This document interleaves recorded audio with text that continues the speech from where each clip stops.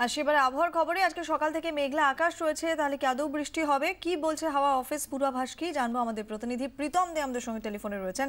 প্রীতম, কি পূর্বাভাস দেওয়া হচ্ছে আবহাওয়া দপ্তরের তরফে? দেখো, মেঘ থাকবে আকাশে, এরকমটা আগে থেকেই জানানো হয়েছিল। সেরকম ভাবেই আজকে সকাল থেকে কিন্তু আমাদের শহর কলকাতার আকাশের ওপরে মেঘ রয়েছে।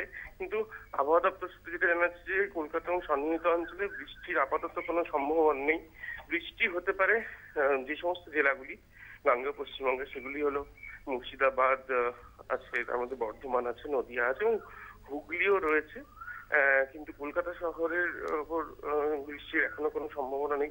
কোয়েল, এখানে একটু বলে রাখি, উত্তরবঙ্গে কিন্তু বেশ কিছুদিন ধরেই ঝড় বৃষ্টি হচ্ছে এবং উত্তরবঙ্গেও ঝড় বৃষ্টির সম্ভাবনার কথা বলা হয়েছে। তার কারণ একটি ঘূর্ণাবর্ত রয়েছে বিহারের উপরে, আর একটি নিম্নচাপ অক্ষরেখা বিস্তৃত রয়েছে মণিপুর পর্যন্ত, উত্তরবঙ্গ থেকে মণিপুর পর্যন্ত বিস্তৃত রয়েছে। তার ফলে সেখানে ঝড় বৃষ্টির কথা বলা হচ্ছে। কিন্তু কলকাতা শহরে এখনো পর্যন্ত কোনো সম্ভাবনা নেই। কিন্তু যেটা হয় এই গরমের সময়, এই এপ্রিল মাসে যেটা হয় যে সারাদিন মেঘ জমতে থাকে। স্থানীয়ভাবে যদি মেঘ জমে, সেই মেঘের ফলে বিকেলের দিকে হয়তো বৃষ্টি হতে পারে। তার জন্য এখন আমাদের তাকিয়ে থাকতে হবে আকাশের দিকে এবং পরের ওয়েদার অফিসের খবরের দিকে।